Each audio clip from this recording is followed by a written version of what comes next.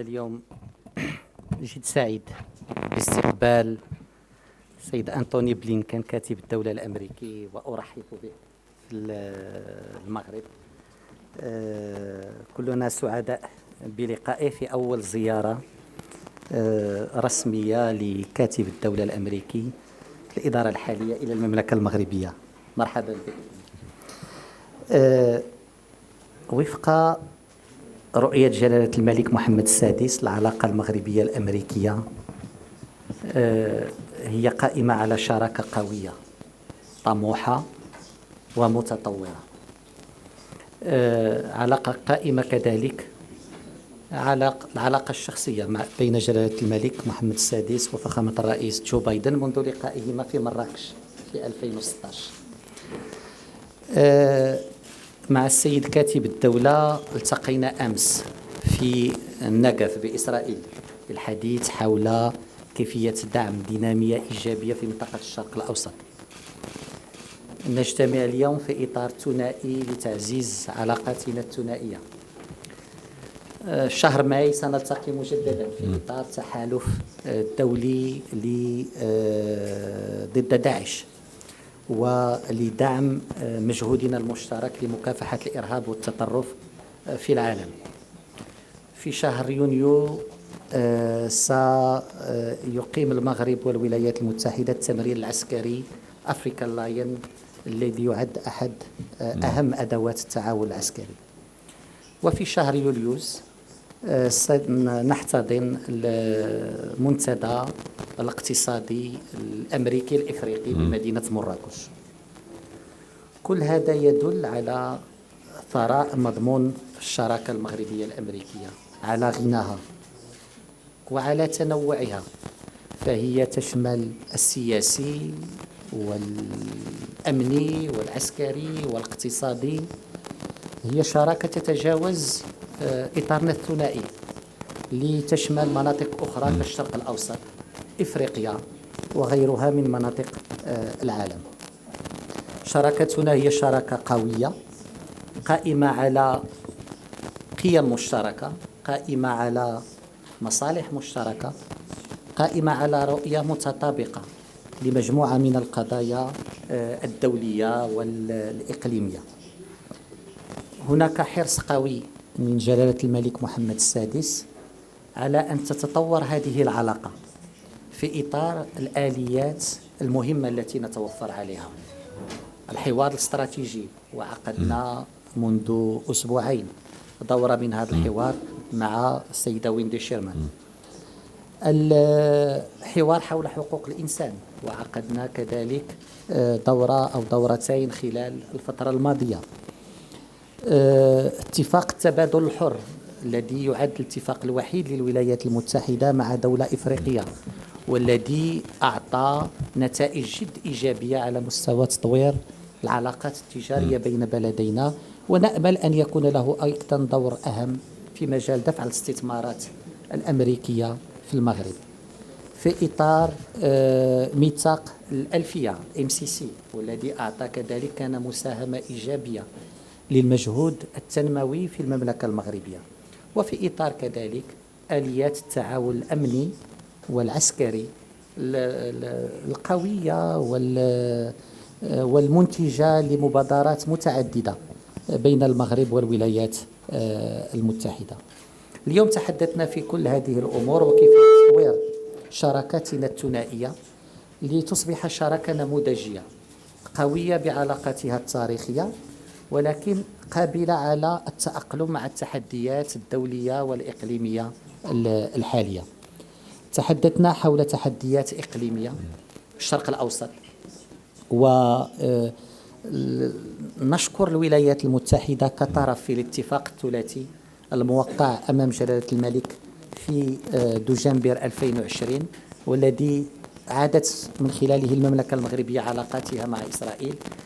هذا الاتفاق أنتج نتائج إيجابية، ويمكن أن يعطي أكثر في إطار مشاريع ملموسة مفيدة لشعوب المنطقة وللشعبين المغربي والإسرائيلي. ولكن الاتفاق الثلاثي المغربي الأمريكي الإسرائيلي هو كذلك رسالة إلى الحاجة إلى حل دائم وعادل بالشرق الأوسط في إطار حل الدولتين، وبإقامة دولة فلسطينية في حدود 67 وعاصمتها القدس الشرقية تعيش جنبا إلى جنب مع دولة إسرائيل، وفي إطار رؤية جلالة الملك كرئيس لجنة القدس لمدينة محتضنة لكل الديانات، مدينة للحوار والتعايش. تحدثنا حول شراكتنا في إفريقيا لمواجهة التحديات الممكنة، ولكن لاستغلال الفرص الكثيرة في إفريقيا، فرص في المجال الاقتصادي والتجاري، فرص في مجال التغيرات المناخية، فرص في مجال التجارة، مجال البنية التحتية، في المجال الأمني والعسكري، في مجال الصحة وغيرها. إفريقيا مجال خصب للتعاون الأمريكي المغربي، وكذلك منطقة شمال إفريقيا والساحل، وهناك كذلك تحديات مهمة، هناك توترات يجب معالجتها، وهناك تحديات أمنية يجب التعامل معها بشكل بناء. أظن زيارتك أنطوني هي زيارة مهمة، أعطت رسائل واضحة حول قوة هذه الشراكة وحول الإمكانيات الممكن استغلالها في إطار هذه الشراكة لمصلحة بلدينا وشعبينا، ولكن كذلك لمصلحة الأمن والاستقرار والتنمية في مناطق نعتبرها مهمة لنا ومهمة لكم. مرة أخرى شكرا على الزيارة ومرحبا بك. Foreign Minister, Nasser, thank you. It's really good to be with you once again. It feels like it was only yesterday. Indeed, we just came from the historic Negev Summit, and together with our partners from Bahrain, from Egypt, the United Arab Emirates, and Israel, we discussed, as Nasser said, a wide range of areas where we can seize on normalization to make a positive impact on the lives of our people. It's an effort that quite simply would not have been possible were it not for the courage and vision of leaders like His Majesty King Mohammed VI to break down long-standing barriers. And I'm committed to working with the Foreign Minister and all our friends here and across the region to make this vision real, translating it into more opportunities for people and further widening the circle of friendship.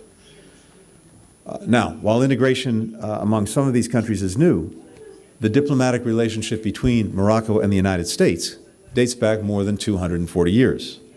And its depth and breadth are reflected in everything we discussed today, and Nasser touched on a lot of these issues.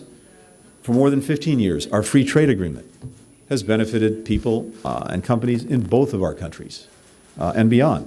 Today, we discussed how we can continue to grow our economic cooperation, in particular, to benefit underserved populations. For example, we're in the fifth and final year of what is a $460 million compact administered by the U.S. Millennium Challenge Corporation.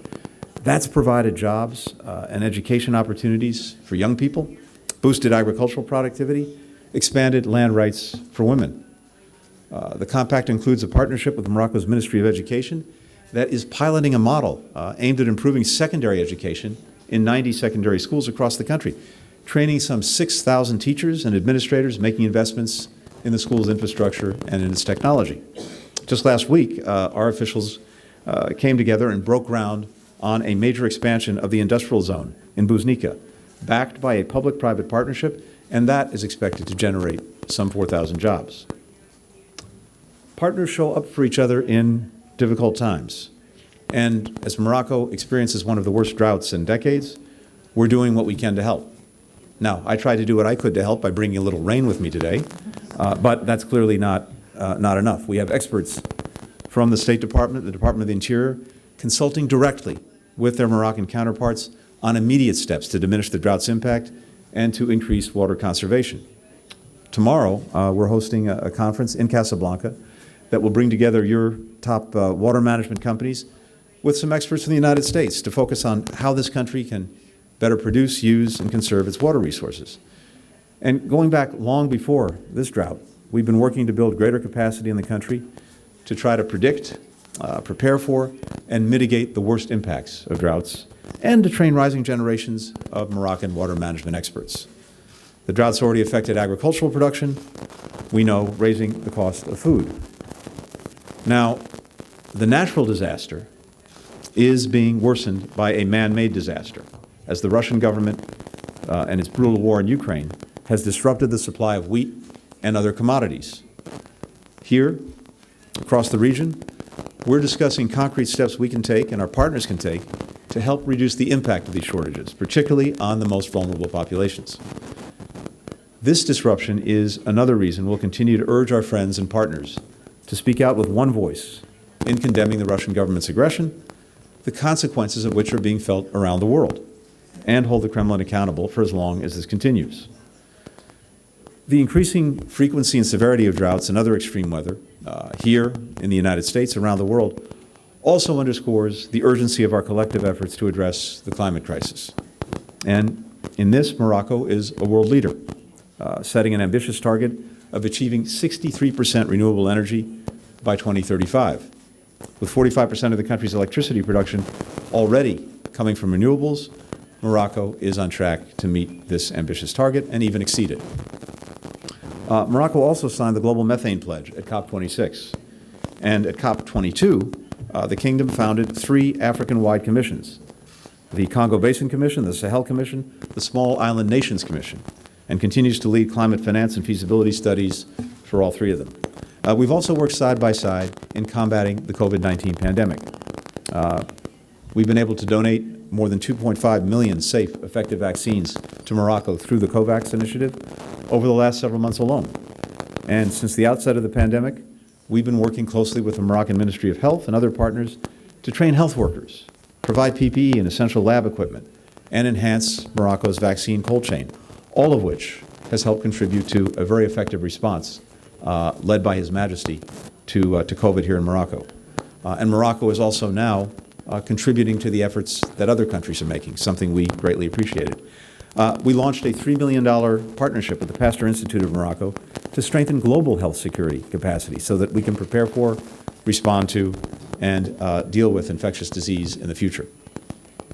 We support King Mohammed VI's ambitious reform agenda to strengthen Morocco's institutions and ensure government is responsive to the Moroccan people. The United States is committed to working with Morocco to make concrete progress in key areas, advancing the right to freedom of expression and association, criminal justice reforms, women's rights and gender equality, government transparency, which the Foreign Minister and I had an opportunity to discuss today. We also discussed security. The United States recognizes the important role that Morocco plays in maintaining regional security and stability, as well as its contribution to peace and prosperity in the region. We're collaborating closely on addressing regional issues like the Sahel and Libya, the fight against terrorism, where Morocco has demonstrated sustained leadership through the Global Counterterrorism Forum and the Global Coalition to Defeat ISIS. We very much support the work of the United Nations personal envoy of the Secretary General, Staffan de Mistura, in leading the political process for Western Sahara under the auspices of the United Nations to promote a peaceful and prosperous future for the people of Western Sahara and the region, and we appreciate Morocco's support for this mission. We continue to view Morocco's autonomy plan as serious, credible, and realistic, and one potential approach to meet the aspirations of the people of Western Sahara. Let me just conclude by wishing an early Ramadan Kareem to the people of Morocco and around the world who will celebrate the holy month starting in just a few days. And I wish our Moroccan friends, I shouldn't say this, I'm going to wish you good luck in the World Cup qualifying match. That's not fair to the other side. If we wish both sides good luck, it will wind up in a tie, but that's good for Morocco. So, Naaser, thank you for hosting us. Thank you for your leadership. Thank you for your friendship.